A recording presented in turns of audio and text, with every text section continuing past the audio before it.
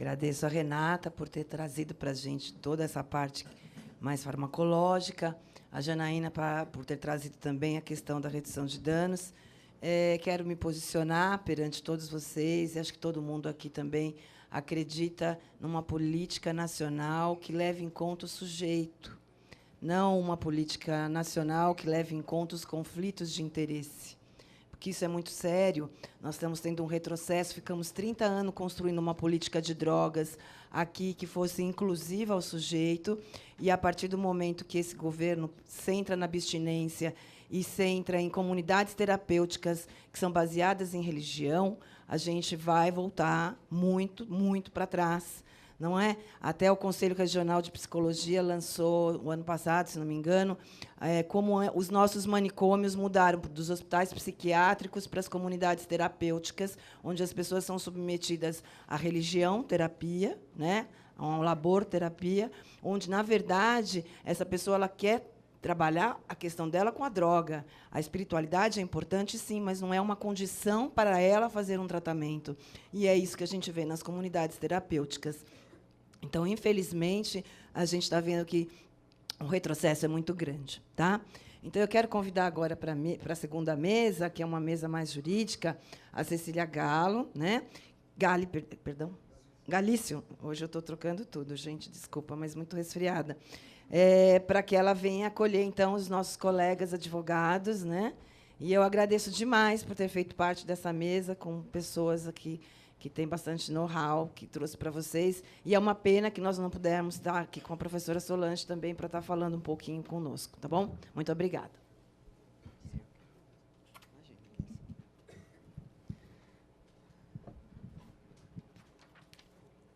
Olá, boa tarde a todos. Muito obrigada pela presença. Essa é a minha segunda participação nesse fórum e, pelo visto, está sendo um sucesso, porque nós temos pelo menos o triplo da quantidade de pessoas que tínhamos no fórum anterior. Bom, meu nome é Cecília Galício, eu sou advogada e componho a Reforma, que é a Rede Jurídica pela Reforma da Política de Drogas. E hoje a gente vai falar aqui um pouquinho dos aspectos jurídicos do tratamento com a cannabis medicinal. Antes de chamar os palestrantes, eu gostaria de reforçar o fato de que nós precisamos conhecer, apoiar e participar das iniciativas da sociedade civil organizada na discussão destes temas. As pessoas que estão aqui pela primeira vez, eu estou vendo que tem várias pessoas que já conhecem os trabalhos nesse sentido, mas os médicos se reúnem através da SBEC, os advogados se reúnem através da Reforma, os pacientes se reúnem através das associações de pacientes. Nós temos aqui em São Paulo várias iniciativas. Essas associações são uma espécie de rede de proteção para as pessoas que precisam do tratamento, também são uma rede de informação. Quem está associado, quem conhece as associações, já passou por essa fase, já entende, já se reúne e já participa de um grupo que está antenado cada um aos seus interesses. É importante saber que vários setores da sociedade civil já estão organizados para falar sobre o tema, para tratar sobre o tema e também para dar informações para todos nós. Eu vou chamar aqui para a mesa, para a gente fazer um debate bastante rico, o Dr. Rafael Lessa, que é defensor público, coordenador do Núcleo de Direitos Humanos da Defensoria Pública do Estado de São Paulo. É com muita honra, por favor. Aplausos. Obrigada. Eu também vou chamar aqui o Constantin Gerber, que é um advogado, pesquisador, professor universitário e recentemente defendeu a tese de doutoramento dele sobre o tema do uso da cannabis, o uso religioso e medicinal da cannabis, então ele tem bastante coisa para acrescentar aqui para a gente. Eu vou dividir, nós vamos, para fins didáticos, eu vou passar a palavra primeiro para o Constantin, né, que vai passar para a gente esse panorama científico, esse panorama de pesquisa, e depois nós vamos falar com o Dr. Rafael, que é quem está aí no fronte da questão, defendendo os pacientes que precisam do tratamento frente ao judiciário. Eu espero que seja uma boa palestra. Muito obrigada.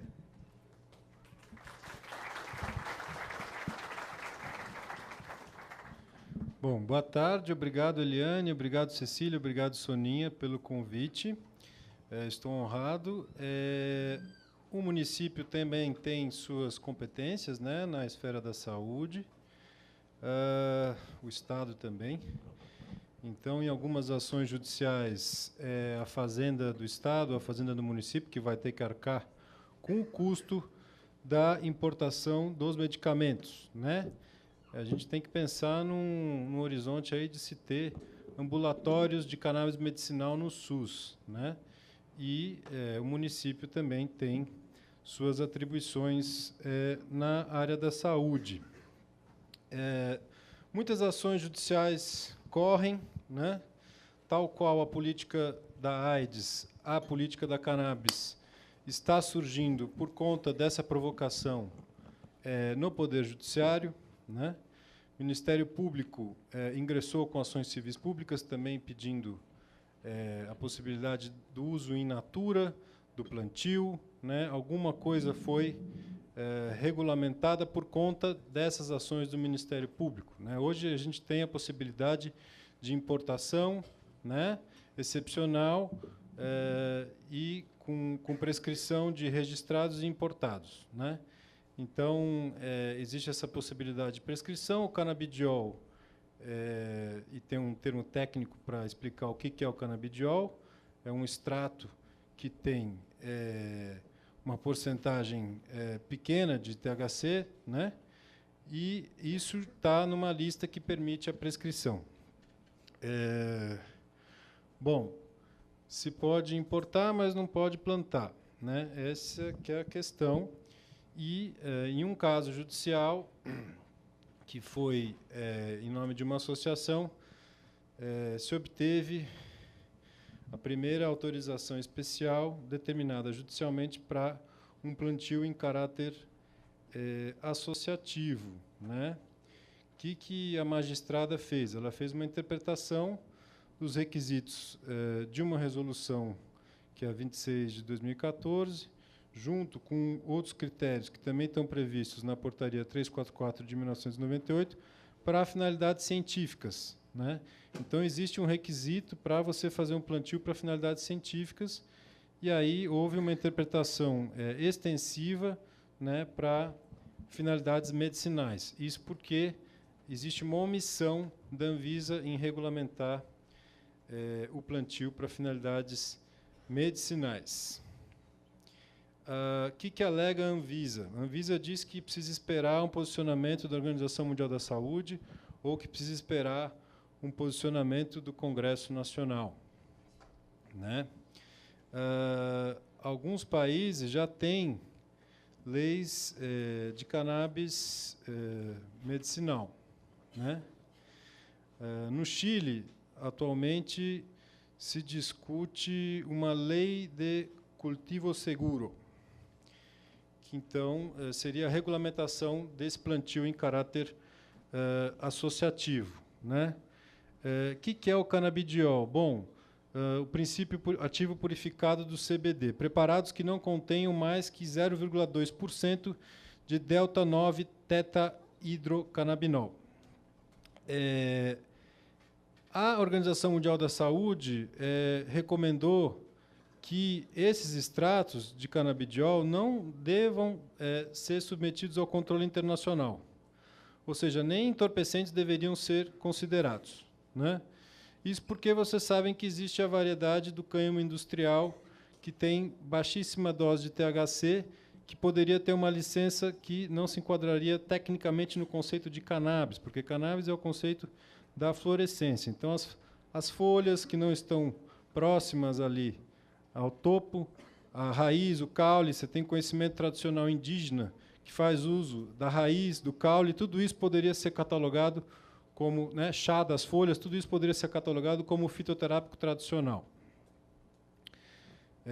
E nem deveria ser considerado droga, tecnicamente, mas, enfim, existe até hoje discussão se é tráfico ou não importar semente, ainda que a semente não tenha o THC. Bom, então a Anvisa alega que ela precisa esperar um posicionamento internacional para mudar as listas internacionais, para então mudar as listas nacionais, né? Ela fez algumas alterações, mas foi porque foi provocada. E alega que precisa esperar uma lei de cannabis medicinal. Bom, a nossa lei, no artigo 2º, já prevê a possibilidade de regulamentação de plantio para fins medicinais, né? A Convenção de 1961 também, igualmente, prevê um regime de licenças, prevê até uma criação de um organismo nacional da cannabis para adquirir essa cannabis, mas, no caso da cannabis medicinal e dos preparados de cannabis medicinal, essa compra está dispensada. Ou seja, o regime de licenças está previsto no regime internacional, está previsto na Convenção, está previsto na nossa lei, né? Tem um decreto que diz a mesma coisa, mas, enfim, o problema é implementar isso, né? Bom, no caso do plantio para finalidades científicas, o que deve fazer? Bom, você tem que pedir uma autorização especial na Secretaria de Vigilância Sanitária do município, né? Que certamente não vai saber o que fazer com o seu pedido, porque a Anvisa não instrui e não dá nenhum tipo de orientação de como se fiscaliza e controla o plantio de cannabis. Bom, tem outra associação que fez uma parceria com uma farmacêutica para receber o óleo doado, né? Porque ela ingressou no judiciário e não obteve o mesmo resultado, né? Está esperando ser julgado para conseguir finalmente plantar. Outra associação, isso na Bahia, uma associação no Rio Grande do Norte também não conseguiu plantar. Bom, sim, existe uma lei de 76 que permite importar medicamento novo para uso experimental pelo prazo de 3 anos, né? Existe também uma resolução do chamado uso compassivo e uma resolução específica para doenças raras, né? Para você fazer ensaios clínicos experimentais, mas isso precisa ser patrocinado por alguém, né?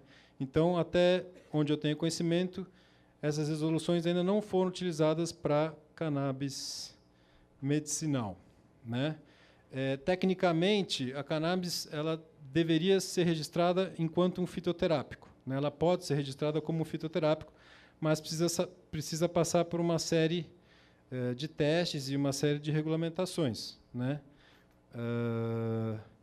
No Canadá, você tem a noção de acesso razoável à cannabis. Então, lá, pelo menos, existe uma regulamentação para a pessoa física poder plantar, né?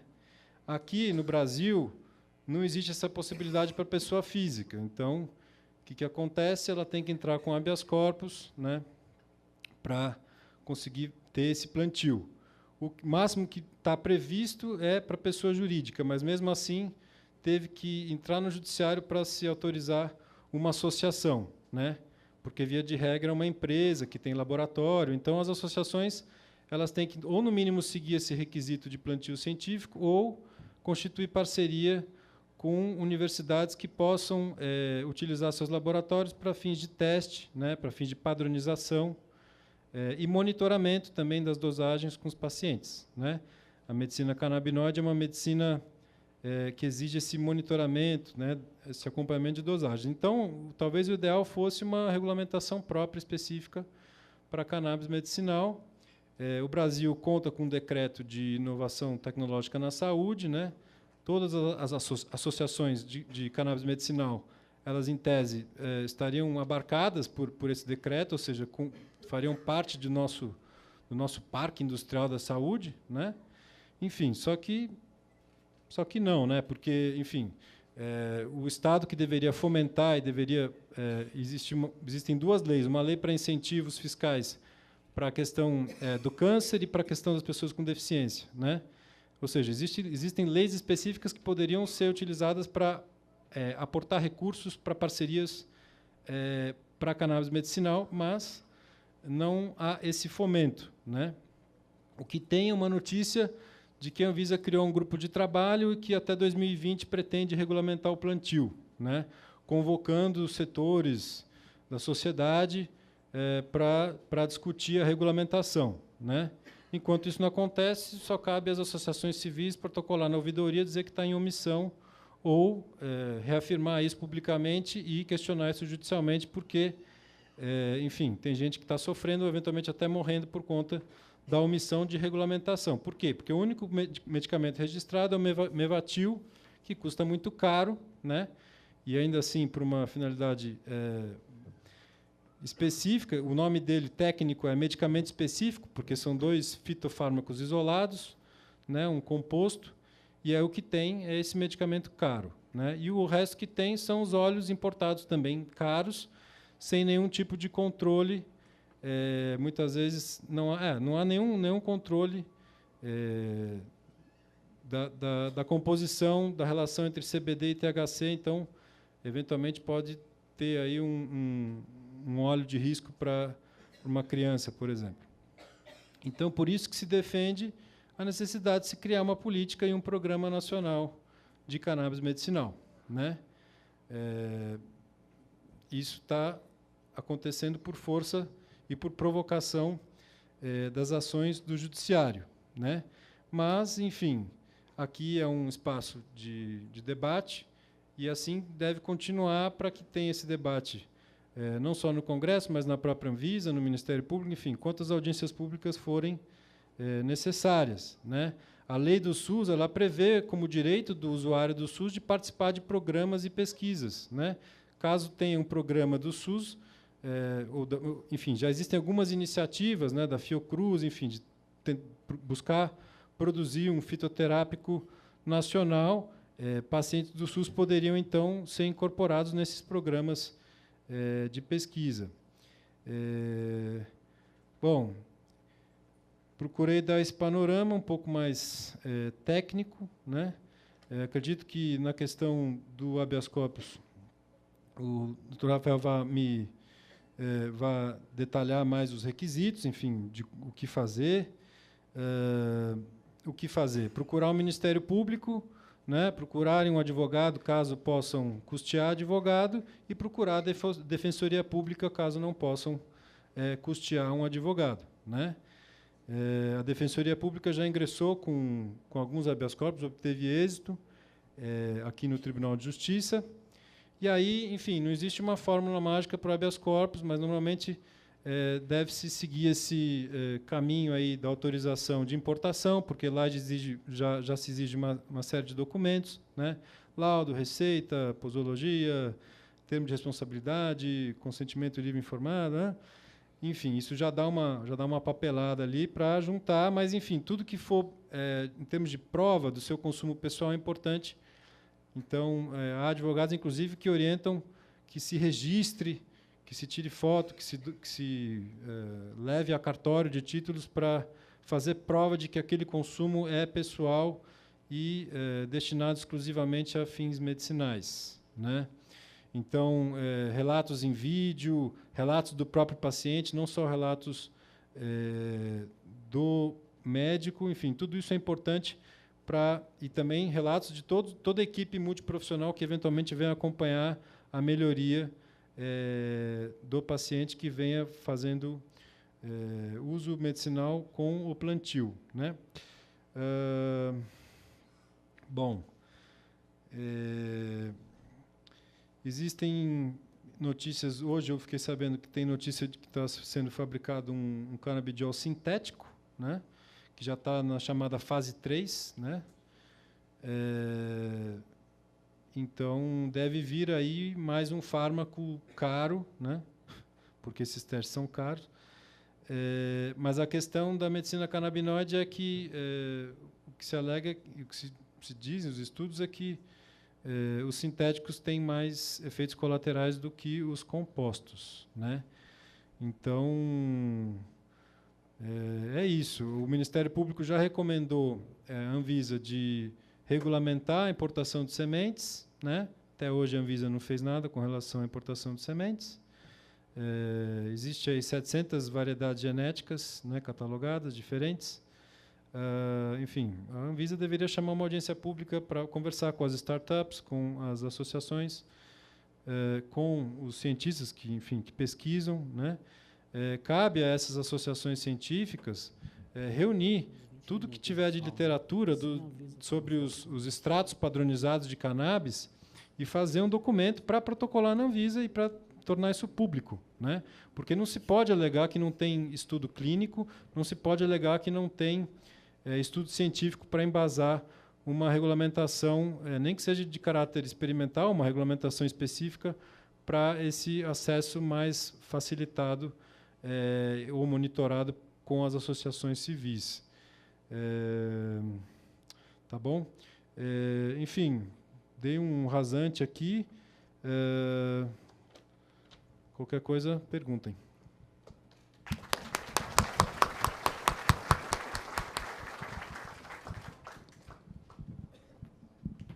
Bom, antes da fala do... Muito obrigada, Constantin, pelas palavras. A gente vai abrir para algumas perguntas, coisa muito rápida mesmo ao final. Com relação aos habeas corpus, eu gostaria... A gente sempre atualiza esses placares quando a gente tem a oportunidade de falar. Hoje, no Brasil, nós temos 35 autorizações judiciais para o autocultivo, né? Nós temos 35 famílias autorizadas a fazer o plantio da cannabis para fins medicinal, o autocultivo. Nós temos uma associação, como o Constantin falou, né? Esse é um número que, embora venha crescendo, é muito inexpressivo para a realidade que nós temos, né? Que, por exemplo, apenas para o tratamento de esclerose múltipla, por exemplo, nós teríamos um espectro de 2 milhões de pessoas que poderiam ser tratadas, né? As epilepsias também, que são indicações terapêuticas já muito eficientes com o tratamento com cannabis medicinal, nós também temos essa dificuldade. Ou seja, se existem 2 milhões de epiléticos no Brasil, nós só temos 12 epiléticos com autorização judicial para fazer o autocultivo, né? Também é importante lembrar que a questão do autocultivo ela é muitíssimo sensível.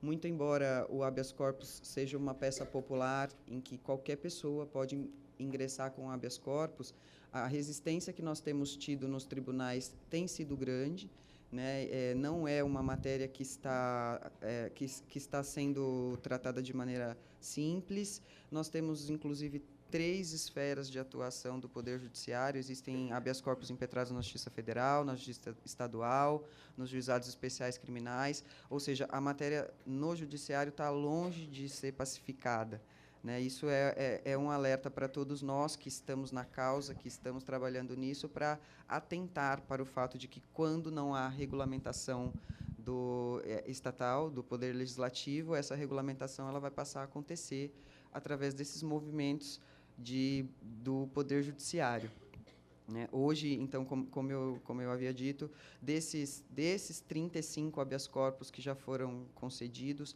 18 deles têm a participação da reforma, que é esse grupo jurídico que luta pela reforma da política de drogas, ou seja, é um grupo pequeno que, mesmo assim, tem tido um impacto significativo no desenvolvimento desse papel.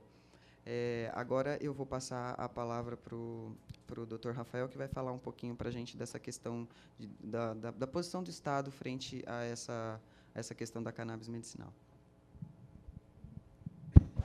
Obrigado, Cecília.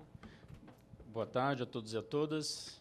Queria parabenizar a organização do evento, por esse evento, está sendo espetacular, a parte que eu consegui assistir aqui. E queria agradecer o convite para eu trazer um pouco da experiência da Defensoria Pública nesse assunto, que é uma experiência que vem de pouco tempo. Eu estou lá no Núcleo de Cidadania e Direitos Humanos. Faz um tempo, eu era coordenador auxiliar e, no meio do ano passado, assumi a coordenação. E, quando eu assumi a coordenação, a gente colocou no plano de coordenação que uma das nossas frentes de trabalho seria a política de drogas, né?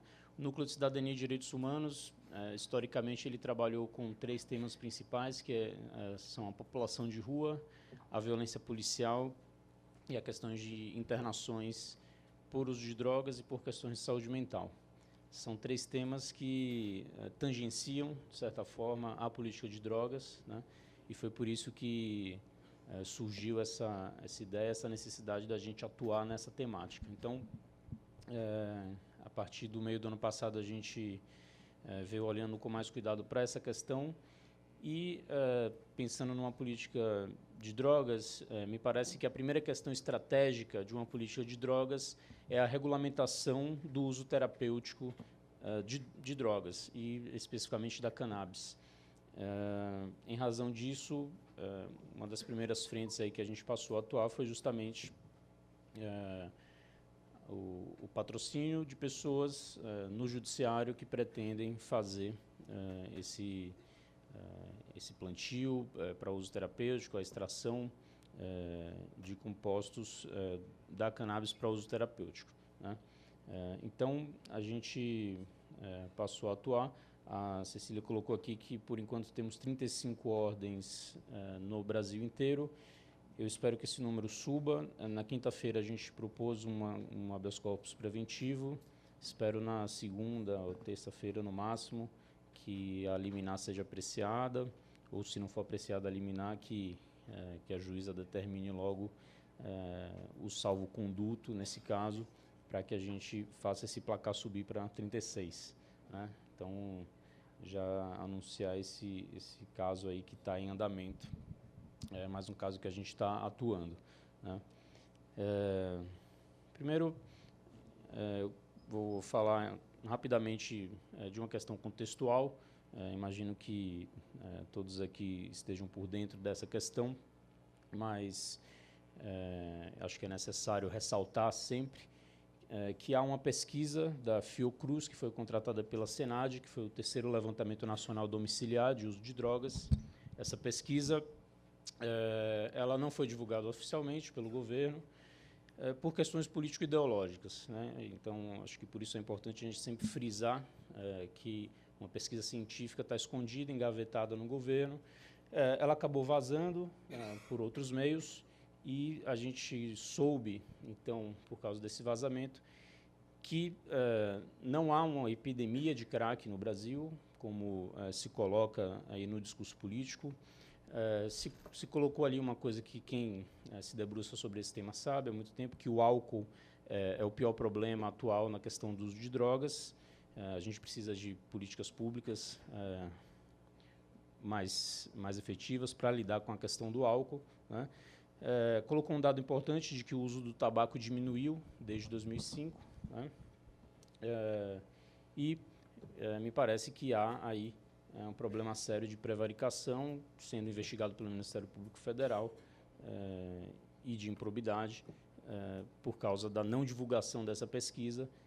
Há aí uma óbvia busca de quem não divulgou de satisfazer interesses ou sentimentos pessoais, político-ideológicos, né? Então, fazendo o discurso de que há epidemia no uso do crack, por exemplo, e, no entanto, uma pesquisa científica encomendada pela Senad está escondida e não é usada pelo governo para embasar as suas políticas públicas, né? Essa mesma pesquisa, ela coloca dados interessantes, e eu vou centrar aqui na questão da cannabis, mas especificamente nos dados sobre quantas pessoas já fizeram uso da cannabis, né, segundo essa pesquisa.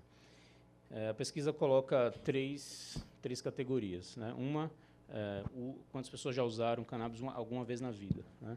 Esse número é de 7,7% da população. Isso dá mais ou menos 15 milhões de pessoas, né?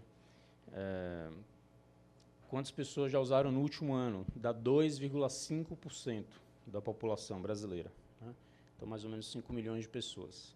E nos últimos 30 dias, 1,5%, mais ou menos 3 milhões de pessoas. Então, acho que para a gente pegar aqui o dado do meio, que é de 2,5%, né? Acho que todos concordam aqui que não é um número lá muito expressivo, 2,5% que fizeram uso no último ano. No entanto, nós gastamos aí bastante papel, tinta, dinheiro, instituições, polícia, judiciário, Ministério Público, para criminalizar pessoas que fazem esse tipo de uso e pessoas que fazem o comércio desse tipo de substância. Professor Shekhara, ele elenca alguns elementos para a definição criminológica de crime, né? Então, eu vou falar um pouco desses elementos, com base no professor Shekhara, e chegar, então, aí a uma conclusão sobre essa questão da criminalização do uso de drogas, né? Gosto sempre de falar do uso de drogas em geral, a gente especifica aí com a cannabis, mas eu acho que a gente tem que olhar para o uso de drogas em geral. Então, o primeiro requisito que o professor Shekhara coloca é a incidência massiva na população, né? Um fato isolado não pode ser considerado crime, né? Então, o exemplo, inclusive, que o professor Shekhara coloca é um crime que existe aí que se chama molestamento intencional de cetáceos. Esse crime surgiu porque no litoral do Rio de Janeiro uma baleia encalhou um dia e uma pessoa enfiou um palito no orifício de respiração da baleia, né? E aí fizeram uma grita lá no Congresso Nacional e acabaram aprovando esse crime que vocês devem imaginar que não é muito aplicado pela polícia por aí, né? O molestamento intencional de cetáceos. O segundo requisito que o professor Shekhara coloca é a incidência aflitiva, né? O crime deve causar uma dor individual ou social, então não é qualquer fato que vai ser considerado crime. O terceiro é a persistência espaço-temporal, então, novamente, um fato isolado no tempo, não pode ser considerado, não pode ser criminalizado, né, segundo essa definição. E o último elemento, que é aquele no qual eu quero me deter, é que para que a gente considere um fato como delituoso, é preciso que haja um inequívoco consenso a respeito da sua etiologia e de quais as técnicas de intervenção seriam mais eficazes para o seu combate. Bom, dizendo isso, para quem já se debruça sobre esse tema, a gente já vê que há uma grande discussão, né, sobre se as técnicas que nós temos usado para a questão para lidar com a questão das drogas são as mais adequadas, especificamente se a criminalização é a via mais adequada, né? Nesse sentido, me parece que a criminalização da cannabis fica sem justificativa, né? E a gente percebe tranquilamente que são antes questões políticas, ideológicas e morais que sustentam o proibicionismo e não evidências científicas, estudos e que levariam certamente à superação desse tipo de proibicionismo. E, aliás, estão levando, né, em vários lugares do mundo, já outra via está sendo escolhida. Infelizmente, aqui no Brasil, a gente está um pouco distante, ou no final retoma isso. Mas me parece que essa também é a razão porque a gente tem hoje 35 ordens judiciais que permitem o uso medicinal, o uso terapêutico de cannabis, né? E o Poder Judiciário tem reconhecido isso justamente porque essas questões não são tranquilas e a criminalização não é uma questão tranquila e a gente, levando isso ao judiciário, essa discussão ao judiciário, cada vez mais a gente coloca essa realidade e a necessidade da gente superar essa realidade. Então, eu vou falar um pouco desses salvos-condutos, né? Como eu disse, a gente está atuando há pouco tempo, tem alguns poucos casos que a gente atendeu, mas a via tem sido propor o habeas corpus preventivo, né, que é um instrumento processual, e nesse habeas corpus a gente faz uma justificativa dirigida ao juiz, colocando justamente que a conduta de você fazer o plantio, extrair um óleo, um composto para uso medicinal, terapêutico, isso não constitui crime, né? Então, a gente, enfim, coloca lá algumas questões técnicas. Primeiro, que não existe tipicidade nesse tipo de conduta. Depois, a gente subsidiariamente coloca outros argumentos aí técnicos da área jurídica, de que também não existe antijuridicidade, que também não existe culpabilidade, né? E que é necessário a gente fazer uma interpretação conforme dos artigos 28, 33 da Lei de Drogas, uma interpretação conforme à Constituição Federal, que garante o direito à saúde e garante, por consequência, se o direito à saúde é garantido, que todos os meios necessários para a garantia dessa saúde devem ser buscados pela pessoa e não devem ser criminalizados, como nesse caso do uso medicinal terapêutico da cannabis, né? Esses são os argumentos básicos que a gente usa nesses habeas corpus, né? E esses habeas corpus eles são instruídos com relatórios médicos, né? É importante que haja um acompanhamento médico mínimo. A gente está com um desafio agora. Todos os casos que a gente entrou, a pessoa já fazia o uso, né, medicinal, terapêutico da cannabis. E havia relatórios médicos indicando a melhora com o tratamento com esses compostos.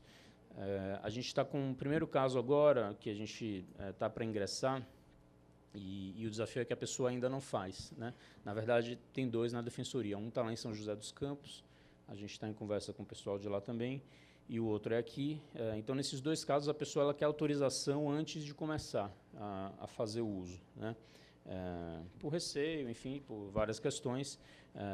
Ela já tem, já passou por uma série de tratamentos e há agora indicação médica para se fazer o uso de compostos à base de cannabis. E a gente vai entrar com esses, que são os primeiros que a gente vai entrar previamente ao uso, né? Ao contrário dos outros que a gente entrou, que a pessoa já fazia, então já tinha resultados médicos. Então, até depois vou ver com a Cecília, com o Emílio, que faz a pesquisa de todos os casos, se existe algum caso desse, né, em que a pessoa entra antes de fazer o uso, né? Porque aí a gente não vai poder falar já da efetividade, né? A gente vai falar da possível efetividade para o convencimento do juiz. Nesses casos também a gente, quando existe e em geral há, né, acompanhamento psicológico, ou quando a pessoa está na escola, um relatório escolar, ou de outros profissionais que acompanham a pessoa, como fonoaudiólogo ou terapeuta ocupacional, né, todos os tipos de relatórios de acompanhamento são interessantes para esses casos. Em um dos casos, a gente conseguiu também um relatório de um químico, né, que fez a análise do óleo e descreveu quais as substâncias que tinham ali. Isso foi bastante interessante, que foi esse caso mencionado pelo Constantin, que foi um caso que o Tribunal de Justiça deu o salvo-conduto, né? Tinha sido negado na primeira instância. A juíza entendeu que não era o caso do salvo-conduto, e o tribunal, por maioria, por 2-1, reformou a decisão. E aí eu queria só fechar essa parte do salvo-conduto citando um trecho do acórdão, que eu acho que é bastante relevante e que eu acho que tem que pautar aí a nossa atuação nesses casos.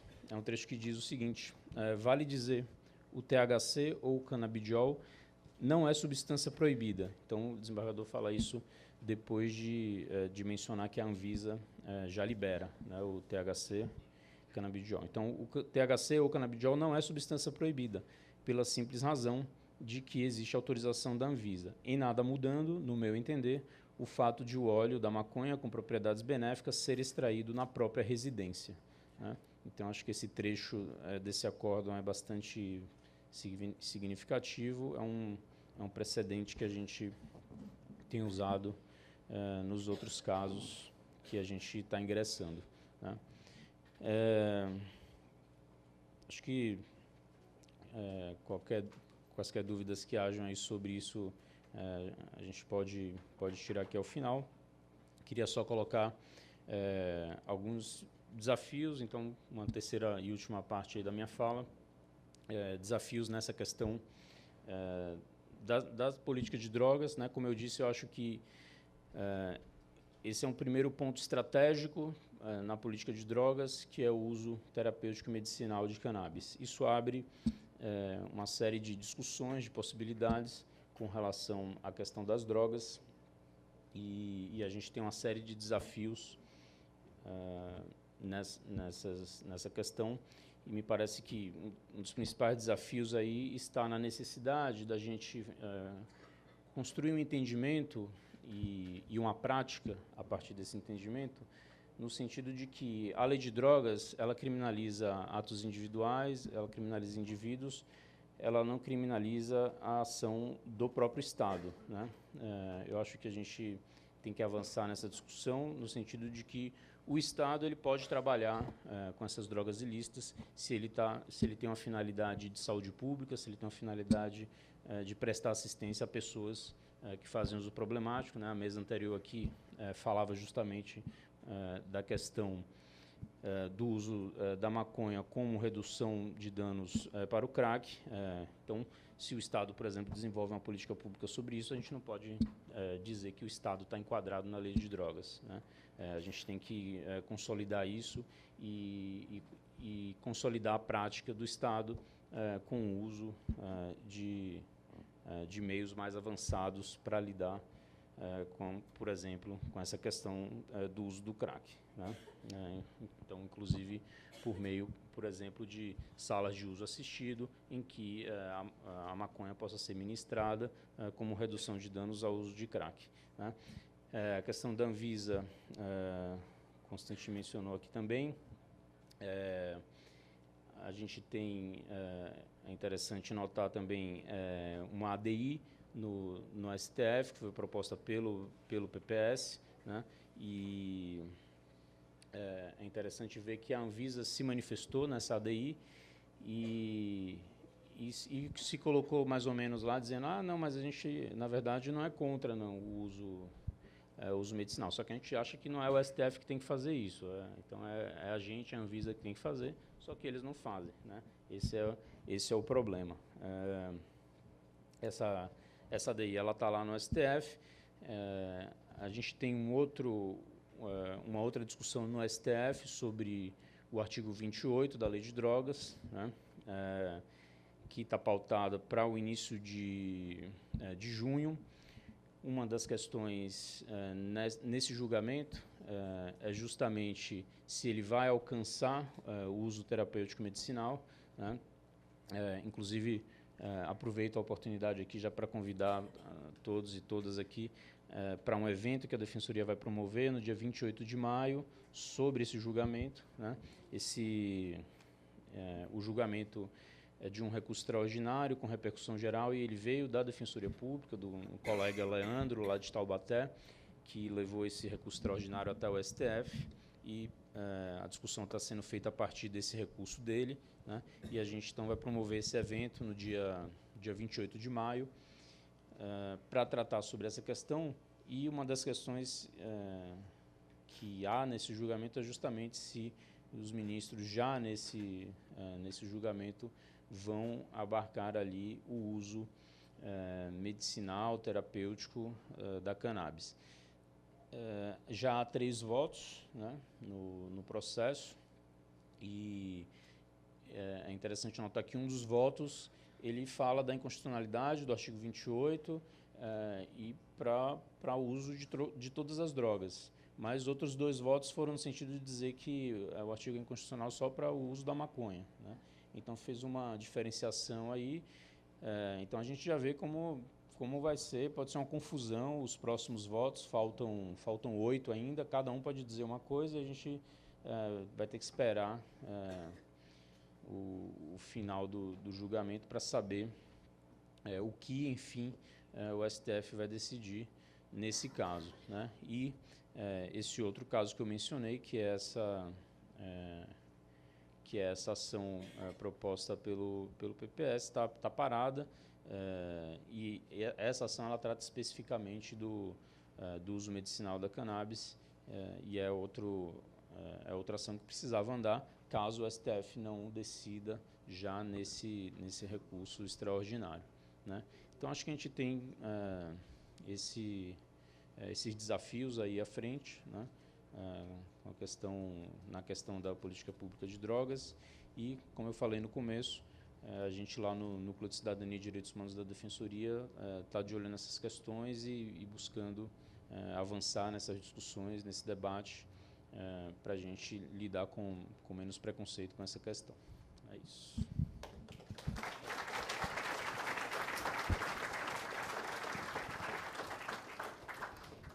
Eu não consigo largar o microfone.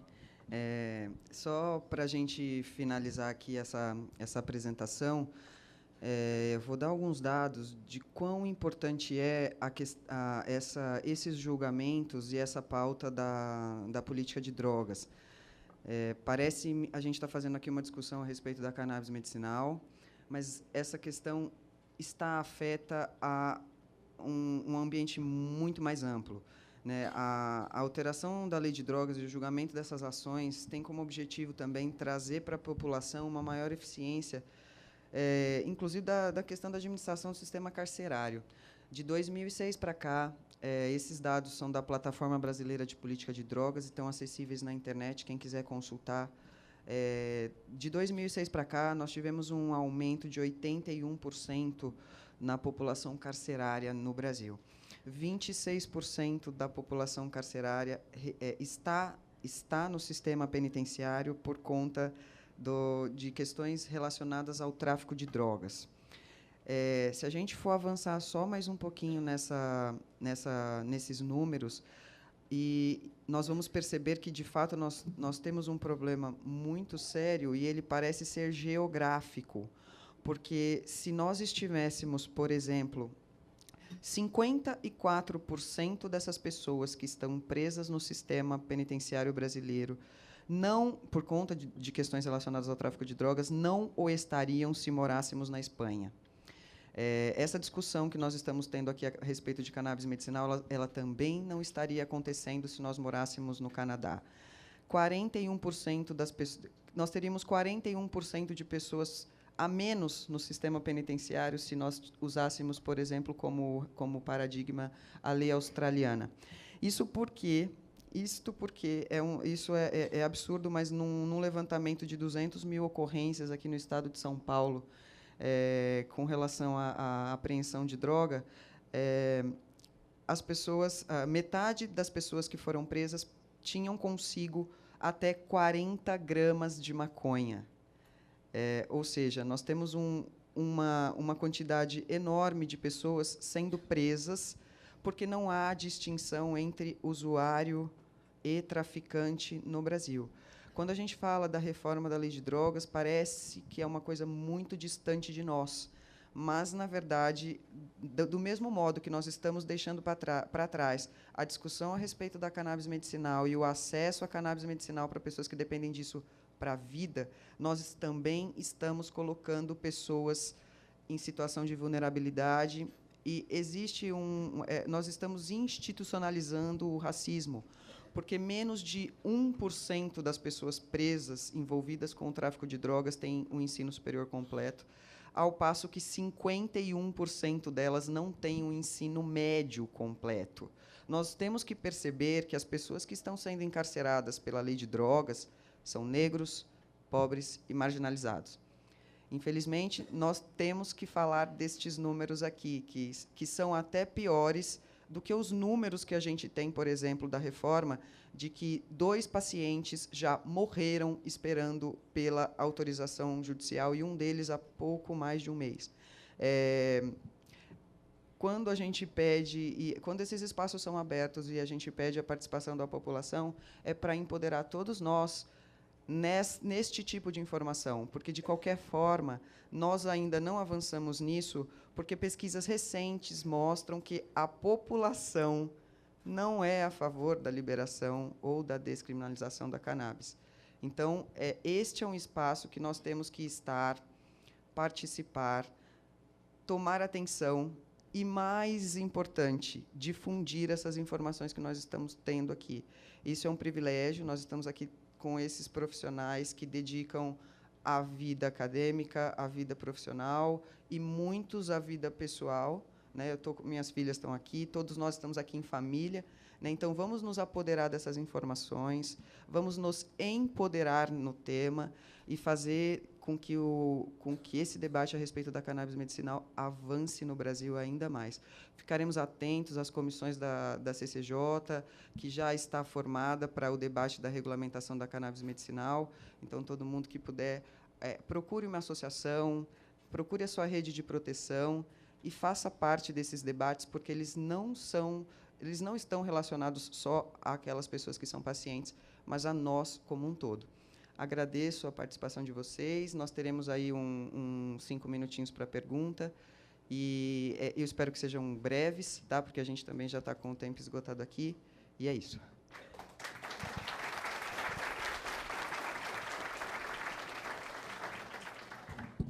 Eu tenho uma pergunta. Se a gente tem um mapa de onde foram concedidos esses habeas corpus, porque normalmente as decisões judiciais elas podem ser bem georreferenciadas também, né? Então, temática LGBT, a gente conseguiu grandes avanços no judiciário do Rio Grande do Sul. Então, para saber quem são, de onde vêm e se mesmos juízes, juízas que concederam, ou quantos juízes diferentes e quantos juízes diferentes têm se manifestado contra, para a gente saber onde ir, né?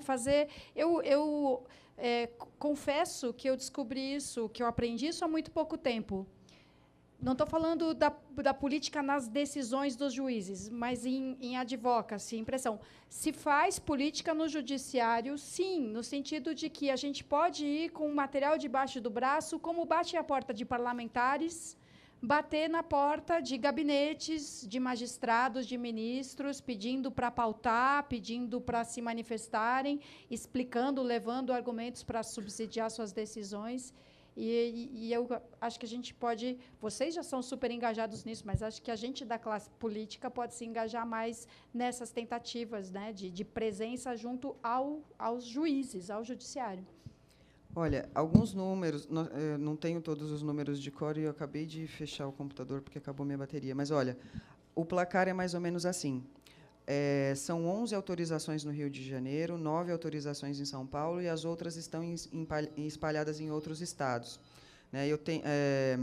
A gente tem, o que eu tenho aqui seriam para as doenças, né, as doenças para as quais essas autorizações foram concedidas, porque, de fato, isso é muito importante, o impacto que causa, apresentar uma doença que causa um impacto ou que tem um perigo de morte para o juiz, faz com que ele não possa, de jeito nenhum, negar a prestação jurisdicional quando todas as outras vias falharam, né? Então, nesse caso, São Paulo e Rio de Janeiro lideram, embora o Rio de Janeiro... são 11 no Rio de Janeiro, 9 em São Paulo. Aqui em São Paulo, nós temos uma resistência bastante interessante, como o Rafael falou, esse último acórdão que nós tivemos, conseguimos a decisão em segunda instância. Aqui em São Paulo é bem raro a gente conseguir a decisão em primeira instância, mas essas decisões estão fragmentadas, porque elas estão na Justiça Federal e estão na Justiça Estadual de outro modo. Vou tomar licença aqui da tua fala e dizer, por exemplo, a atuação do Rafael, ela está restrita à Justiça Estadual, porque ele é defensor público estadual. Então, nós temos várias questões relacionadas a isso. Ele se tem aqui. Olha, como é bom contar com a ajuda da reforma, do Eric, que também compõe a reforma, está aqui para ajudar a gente. 11 no Rio de Janeiro, 9 em São Paulo, 3 no Rio Grande do Norte, 3 em Minas Gerais, 2 no Ceará, 2 no Paraná, 1 no Distrito Federal e 1 na Bahia.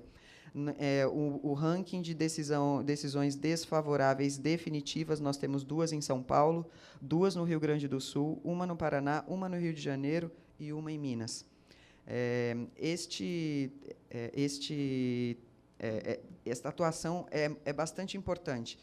Nós, como advogados, e os defensores públicos também, procuram ir até o juiz e esclarecer pessoalmente qual que é a situação, né? Explicar a questão, porque é pessoal, cada pessoa é uma história, é uma dificuldade, e nós temos o hábito de ir até os juízes para conseguir essa empatia. Nem sempre dá certo, mas nós temos um caso de uma juíza do TRF aqui em São Paulo, que só ela já concedeu 3, o que é uma coisa bastante bacana.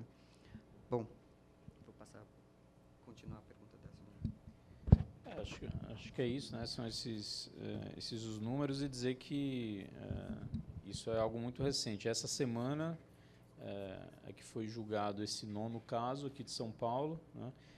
E, como eu falei, a gente tem 2 casos em andamento, né? Eu espero que segunda ou terça-feira a gente tenha uma decisão, então possivelmente aumentando esse placar. E tem as decisões contra são em número menor, né? Mas é necessário dizer também, já aconteceu aqui em São Paulo de uma pessoa entrar com habeas corpus e a juíza determinar uma busca e apreensão na casa da pessoa, no habeas corpus, que é uma ação, um recurso de defesa, né? Então, uma ação completamente arbitrária, absurda da juíza de determinar a busca e apreensão na casa da pessoa que propôs um habeas corpus, né? E uma busca e apreensão que foi vexatória também, porque a pessoa não era traficante, não era nada, usava para finalidades medicinais, né? Eu já ouvi de uma advogada que, a depender da região lá da cidade do Rio de Janeiro, dá habeas corpus e não dá habeas corpus. Ou seja, a gente sabe que o acesso ao Poder Judiciário ainda é elitizado, ainda que nós temos a atuação da Nobre Defensoria, que atue justamente para o acesso à justiça das pessoas vulneráveis e sem recursos, né?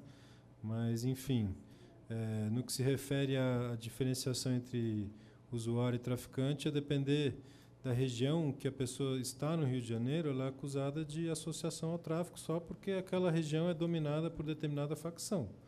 E vocês sabem que o testemunho dos policiais vale e é isso que tem de prova, tá certo? Então, esse é o padrão, né, da nossa política criminal de drogas, que condena essas pessoas com poucas quantidades, ou seja, uma lei que tem por objetivo controlar a circulação de pessoas e não controlar a circulação de substâncias, né? Muito menos prevenir o uso indevido ou oferecer tratamento e muito menos oferecer qualquer tipo de licenciamento para fins religiosos ou medicinais ou tradicionais. Pessoal, olha só, nós vamos ter que encerrar a fala jurídica porque nós temos mais um painel aqui. Me disponibilizo a responder pessoalmente as questões de quem as tiver ao fim, aqui do lado de fora, porque senão a gente atrapalha bastante o andamento. Essas questões a gente sabe que elas avançam bastante e todo mundo tem bastante dúvida a respeito disso. Mais uma vez, muito obrigada. Espero vê-los no próximo.